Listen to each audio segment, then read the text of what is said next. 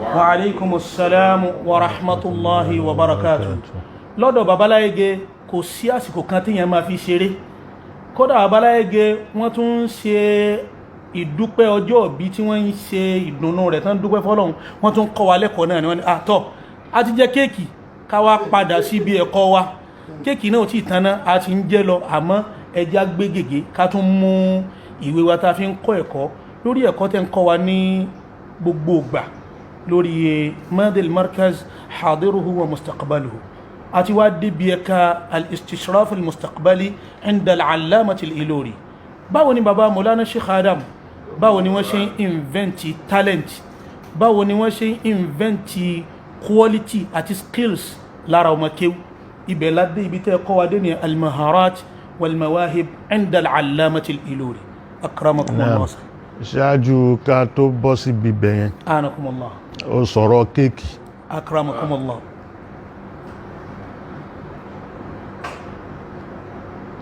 Àwọn nǹkan kan wà tó yá sí pé ó lè má sí nínú àṣà wa, anakumullah, àmọ́ tá bá rí tó bá súnmọ́ nǹkan tó jọ mọ́ Islam, Allahu akbar, èèyàn á máa ṣe. Allahu akbar. Ká jẹ kéèkì ń jọ tá fi ń ṣe ìrántí pé ọjọ́ tán bí ni, kò sí èèwọ̀ ńbẹ̀. Allahu akbar. Kò sí èèwọ̀ nínú ẹ̀, nítorí pé ẹni tẹ́sìn òye náà máa ní pé wọ́n ń jẹ kéèkì, wọ́n ń bọ́ kìnnìkan, ẹ̀sìn òye ni. Allahu akbar. Tá a bá bímọ, Ànábì wa Muhammad sallallahu alaihi wasallam ó ṣe, àwọn bàbá wa máa ń ṣe ń gbà kan kó tó di pé gbogbo ẹ̀ wá ń bẹ àwọn àṣà oríṣiríṣi. Èyí tí wọ́n ń ṣe yẹn wọ́n dẹ̀ bá nínú súnnà ni. Sallallahu alaihi wasallam. Tá bá kọ́kọ́ bímọ kalẹ̀ báyìí, Ànábì ó fi oyin sí wọn lẹ́nu, sí ọmọ tá bí yẹn lẹ́nu, yóò mú dàbí dùn, yóò jẹ, yóò wá fi sí ọmọ yẹn lẹ́nu. Allahu akbar. Tahniq. Tó bá ṣe bẹ́ẹ̀ yẹn, àpẹẹrẹ yí pé ó dáyé nìyẹn. Allahu akbar. Nǹkan tá ń jẹ nínú ayé yẹn, Allahu akbar. òun náà jẹ. Allahu akbar. Kó rí adùn ayé jẹ. Kó rí adùn yẹn jẹ. Allahu akbar. Òun ni. So ẹni tẹ́sìn òye tí nǹkan kan òye, òun ló máa Allahu akbar. ló máa pa ní kíní. Àní bí wọ́n bá ti jókòó ti babaláyege, èyàn ó kẹ́kọ̀ọ́. So ìyẹn lórí ìbéèrè yẹn kí n fi sáré fèsì. Pé kéèkì o kò ń ṣe wọ̀, kò ń ṣe wọ̀, kò ń ṣe haram. Táà náà bá gbé dàbínú lẹ́ tá ń jẹ dédé kéèkì náà ni. Dédé kéèkì ni. Sallallahu alaihi wasallam. Kí Ọlọ́run kó wá járí pé ìbéèrè yìí, Maulana Sheikh Adam, báwo ni wọ́n ṣe ń rí tálẹ́ǹtì lára ọmọ tí wọ́n dẹ̀ máa ń upgrade ẹ̀, tí wọ́n build ẹ̀, tọ́mọ yẹn náà fi mọ̀ pé mo ní nǹkan báyìí lára, tí ó máa wá excel níbi iṣẹ́ tí bàbá bá ṣe lára rẹ̀. Akramakumullah. Tanmiyatul maharat wal mawahib. Téèyàn bá jẹ́ murabbi, Akramakumullah. murabbi yẹn ara ẹ̀ ló wà nínú ilmu nafsi yẹn. Anakumullah. Kó tó di pé bóyá o fẹ́ máa ṣe kinní kan, àwọn nǹkan tó kọ́kọ́ máa kọ́ nìyẹn. Wàá mọ ọmọ wo nígbà tó wà al-furukul fardiyya, differences, wàá mọ lára àwọn tọ́líbù tó wà níwájú ẹ̀. Individual differences yẹn tó bá mọ lára àwọn kinní, wàá mọ ọmọ tó ní sur'atul faham àti tó ní bati'ul faham àti tó ní radi'ul faham. Akramakumullah. ẹni tó máa ń sáré gbọ́ nǹkan yé àtẹni tí ó láàrin wọ̀ntúnwọ̀nsì yẹn ló máa àtẹni tó máa wà níwọ̀ntúnwọ̀nsì àtẹni tó já sí pé ó máa lẹ nígbà tí ó ń gbọ́ nǹkan yé wà á ní wọn nínú kíláàsì wà á mọ̀ wọn. So àwọn bàbá Sheikh Adam radiyallahu ta'ala anhu gẹ́gẹ́ bí murabbi wọ́n kó àwọn ọmọ aṣáájú wọn wọ́n á mẹni tó ní faham suratul faham yẹn nígbà tí wọ́n bá ti bẹ̀rẹ̀ sí fi nǹkan lé wọn lẹ́nu wọ́n ní ẹni tó yá sí pé fáàmù ẹ̀ mutawassitul faham ó wà bọ̀tí wọ́n á dẹ̀ lẹ́ni tó yá sí pé ó wà rọ̀dí.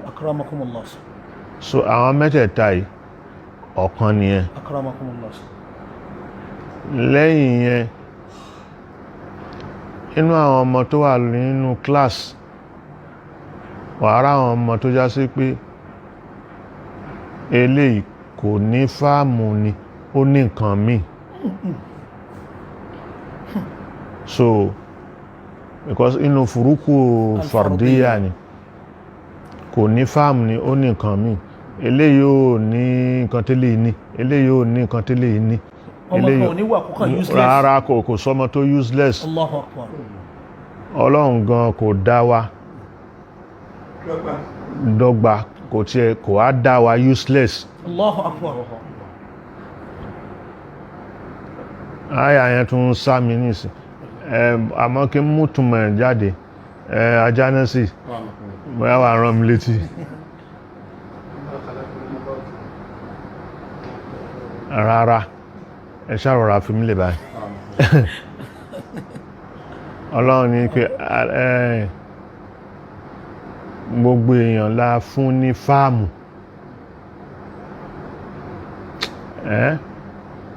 alhamaha fujuraha wa taqwa wa nafsin wa ma sawwaha fa alhamaha fujuraha wa taqwaha. Akramakumullah. Alhamaha fujuraha wa taqwaha. So Ọlọ́run ní pé wa nafsin wa ma sawwaha ẹ̀mí bá ṣe dá wọn ta nafsu yẹn kò ń ṣe nafsu o lè tú sí nafsu mímí. Akramakumullah. Bitanafus o lè tú sí nǹkan tó wọ́n.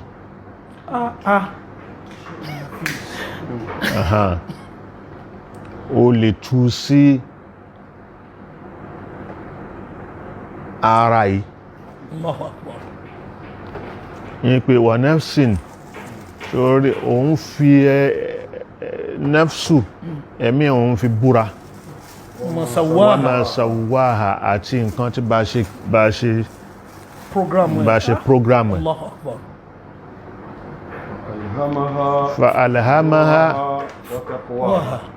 àwa fi mọ ẹ̀mí kọ̀ọ̀kan Allahu Akbar. fujuraha wa taqwa bí ó ti bẹ̀rù Ọlọ́run mọ́ ọ̀nà tí ó tọ̀ tí ó fi bẹ̀rù Ọlọ́run a fi mọ̀ wa fujuraha ọ̀nà pòkí a fi hàn.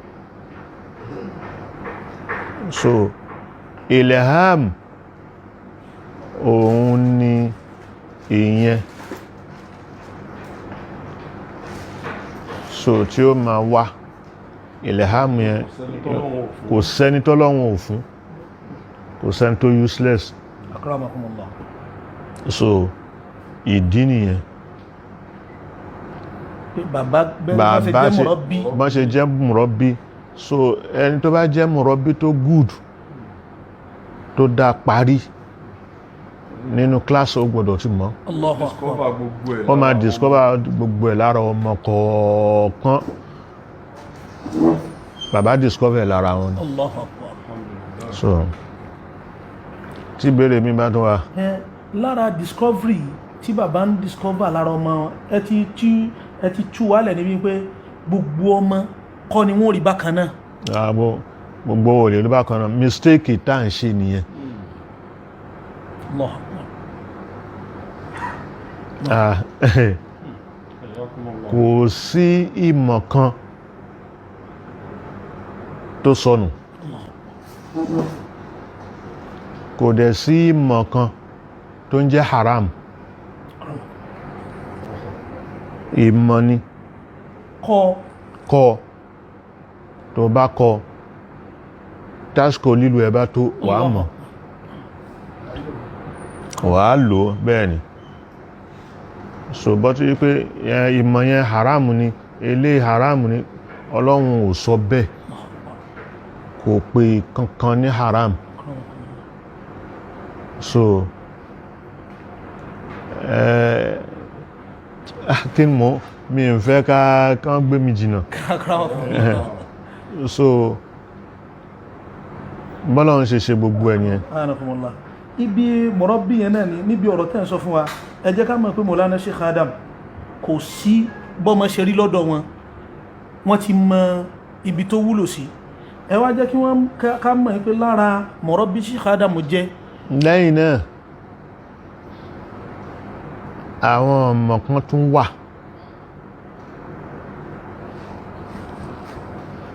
kìí ṣe gbogbo olùkọ́ lónìí, àmọ́dẹ̀ yẹ kí gbogbo olùkọ́ mọ̀. Wọ́n máa pè lọ́dọ̀ àwọn ní mọ́sárì, àwọn kan ó sì wà lọ́dọ̀ wọn di ìsìn ní pé ilmul kafi, àtẹ́wọ́ báyìí ó ní gbogbo bó ṣe rí, ó láwọn tó yé, ó ní rídìn mọ́ ń kà pé àtẹ́wọ́ labálà àwọn mẹ́ni tó kọ́, òwe Yorùbá náà ni. Ìlà tó mẹ́ni tó kọ́ tó bá yẹn ó nítumọ̀, kò ṣàdédé débẹ̀. Ìlà ọwọ́ mi kò jọ tiẹ̀, ìlà tẹnìkọ̀ọ̀kan wa kò jọ tẹnìkọ̀ọ̀kan, kò jọra wọn. Gbogbo nǹkan lọ́lọ́run ti parí. So tá ń sáré, tá bá ti dé ilé ayé tá máa ń sáré ẹ̀ kiri pé ara eléyìí mo fẹ́ jù lọ, mo fẹ́ ṣe rárá, mo gbọ́dọ̀ jù lọ. O kádàrá tiẹ̀ ọ̀tọ̀, wọn bí ń jọ́ kan náà, tán bá bí ń jọ́ kan náà ọ̀nà ọ̀tọ̀ọ̀tọ̀ lẹ́gbà, ìṣẹ́jú jura wọn lọ. Ṣẹ́rí ìṣẹ́jú tó jura wọn lọ yẹn ó ti yí nǹkan padà.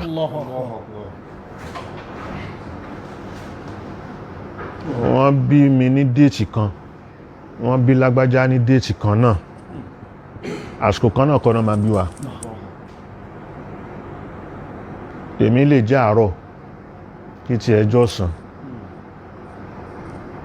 láàrin àárọ̀ yẹn wákàtí yàtọ̀, ìṣẹ́jú yàtọ̀, láàrin ọ̀sán yẹn ìṣẹ́jú yàtọ̀, wákàtí yàtọ̀. So bó ṣe yàtọ̀ yẹn bẹ́ẹ̀ la ṣe máa yàtọ̀ tọ̀ síra wa, tí tẹnìkan sì ní dí tẹnìkan lọ́wọ́. So lára iṣẹ́ olùkọ́ tọ́lọ́ ní kí bàbá Mọ̀lánà Sheikh Adam kí wọ́n gbáwájú ń bẹ̀ tí wọ́n tó sì dá wọn lójú dáadáa. Ẹ ti bá wa yá pé ọmọ mi sari'ul fahm, ìmí bati'ul fahm, ìmí mutawassitul fahm. Látara àwọn tí bàbá discover yìí, ṣé òun náà ni ó jẹ́ kí bàbá gbé tọ́ ìwọ ti kéwú tán, ìwọ náà tún dúró máa kọ́ àwọn ọmọ, ó yá ìwọ dúró má dúró lọlẹ̀ Lárúbáwá, àbẹ́yìn ẹ máa lọ. Ṣáwọn nǹkan yìí ìyẹn ọ̀tọ̀ nìyẹn. Ẹlòmíì wọ́n rí pé ó lẹ ní kíláàsì wọn, but ìlú tó ti wáyé wọ́n ní ìdí ó nọ̀sẹ̀, wọ́n ní ìdí ẹni tí ó lágbọ́yé tí ó ṣe kíní, wọ́n wá dá dúró.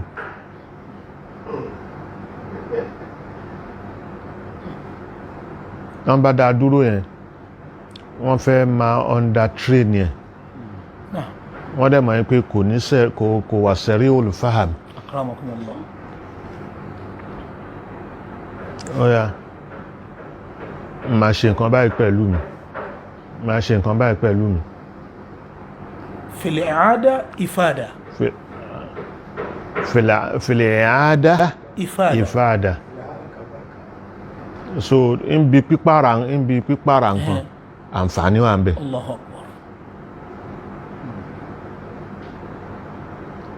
Kẹ́ni á rò pé èmi ni mo ti tó ṣé wà Adam, mo ti tó, mo ti díẹ̀ ló kù kí n jù lọ.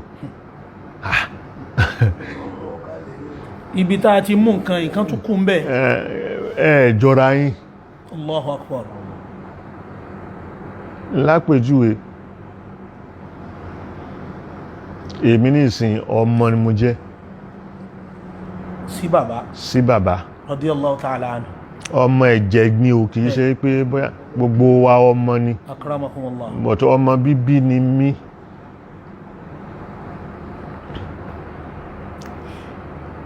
Nígbà tí mo jẹ mudir,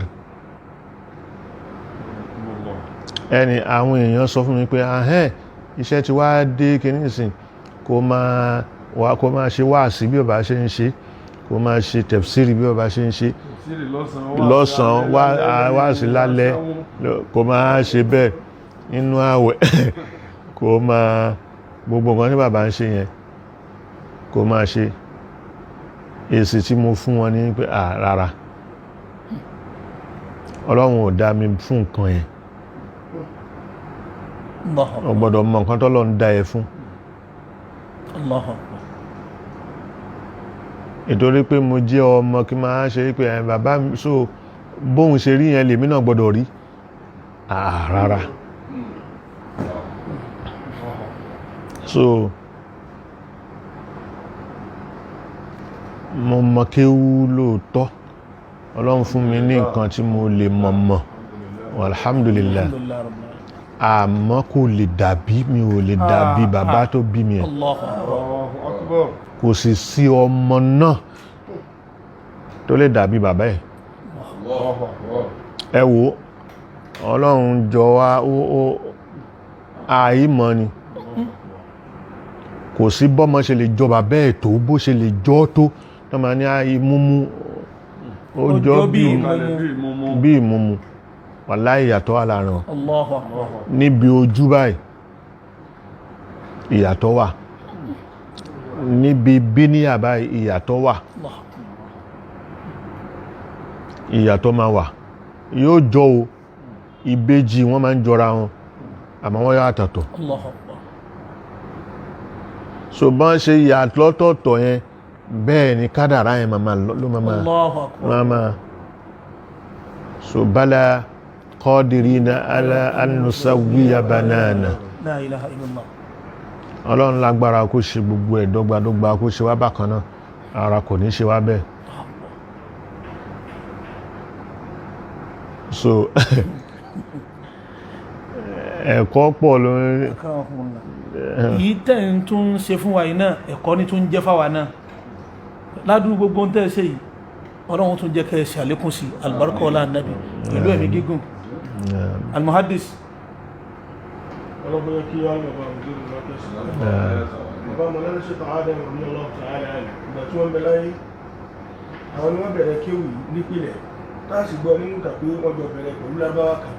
Ó ní wọ́n ti rí kí ó fi láàrín kí wọ́n yẹ lẹ́nu, wọ́n lo kí wọ́n yẹ lójú wọn. Àwọn tó jẹ́ jánìbù nọ́zọ́rí àti gbọ́npa ìrádà bí wọ́n ti ń kọ́ wọn, bí wọ́n ti bẹ̀rẹ̀ kí àwọn tíra tí wọ́n lórí àbá ti ń ṣe. Ó tó kan jánìbù tẹ̀tìwíkí, ǹjẹ́ ẹni lápẹẹrẹ méjì àbẹ́yọ̀ kan fún wàsà gẹ́gẹ́ bí àwọn táwọn ìjọba tó táwọn gbọ́ ìtòyí lẹ́nu yín, ibi táwọn ọmọ kí ó ṣe Ádámù ti lo kí ó yẹn, táwọn àfá ayé sì wà ń bẹ̀, àwọn ará àta bóyá ṣe Ádámù ṣe òde kan ní, bóyá wọ́n ṣe nǹkan kan ní, tí bàbá ní káwá lo kí ó yẹ kí n rí, wọ́n sì lo lójú àwọn àfá ayé, àwọn àfá ará àta wọ́n rí pé n ti ń jẹ́ kí ó nílẹ̀ yìí náà ní jẹ́ kí ó ń sáwọ́ ní jẹ́ kí ó ń mọ́sàlì. Ó gbé wa jìnnà.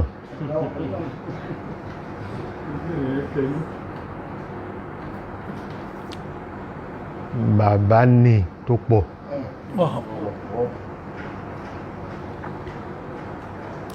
Nígbà tí bàbá ń kọ́ àwọn èèyàn tó ń kọ́ àwọn ọmọ kíw,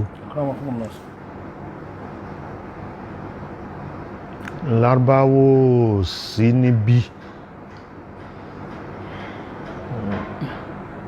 lálákọ̀ọ́kọ́, wọ́n gba àwọn bí tí wọ́n ṣe Yorùbá but wọn dúró pẹ́.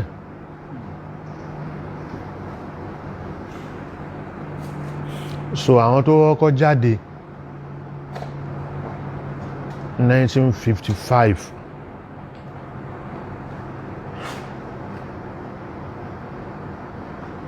bàbá lọ pé àwọn Lárúbáwá tí wọ́n wà ní ẹ́mbásì àti àwọn Lárúbáwá míì tí wọ́n tán ṣiṣẹ́ bí Lárúbáwá Syria, àwọn Syrians, àwọn Lebanese tó jẹ́ Lárúbáwá. Àwọn yẹn ni bàbá ní kán ṣèdánwò fún wọn. Allahu Akbar. Mumtahinul Khariji, La ilaha illallah. external examiner. So àwọn nǹkan tí mo kọ́ wọn ni ṣóyé wọn. Ẹ̀yin ni ẹ dán wọn wò. Ẹ̀yin ni ẹ dán wọn wò. Pé kó bá jẹ́ ń pè mí tí mo kọ́ wọn náà ni mo tún béèrè lọ́wọ́ wọn. Rárá. Allahu Akbar. So wọ́n dẹ̀ ṣe Àgbó ìrì. fún àwọn Sheikh Raji, wọ́n ṣe bẹ́ẹ̀ fún wọn. Allahu Akbar. Àwọn tó tún tẹ̀lé wọn lẹ́yìn wọ́n ṣe bẹ́ẹ̀ fún wọn. So ìyẹn bẹ́ẹ̀. So ìgbà tí ó sí àwọn yẹn mọ́ tí wọ́n rẹ́ pé ǹjẹ́ wọ́n lo Lárúbáwá, wọ́n lo èdè àbí kéwù yìí lójú àwọn èèyàn níta. Àwọn kọ́nà ní pé dìímú wípé manhaj tí bàbá fẹ́ ṣe àbí tí bàbá gbé kalẹ̀, al-mazju bayna al-manhaj al-qadim wal-manhaj al-hadith. Akramakumullah. Bàbá lo old syllabus táwọn àfáà máa fi ń kéwú jọun nígbàtí ò tí sírú à ń kéwú lórí tébù à ń ṣe, pẹ̀lú manhajù tó dé ẹ̀sìn. Wọ́n bẹ̀rẹ̀, wọ́n dá méjèèjì papọ̀. Òun náà fi bẹ̀rẹ̀. That's why tí wọ́n ń kọ́ mọ̀kọ́mọ̀. Níbo náà ti ń kọ́ ní ìsìn. That's why tí wọ́n ń kọ́ bundireid. Níbo náà ti ń kọ́ ní ìsìn. That's why tí wọ́n ń kọ́ lámíà. So àwọn wọ̀nyí lọ́dọ̀ àfáà kọ̀ọ̀kan Ọlọ́run ló mọ iye ọdún tí ó fi kọ́. But àwọn dà papọ̀, wọ́n lè gbé mọ́nájú yẹn kalẹ̀ yìí pé láàrin ọdún 4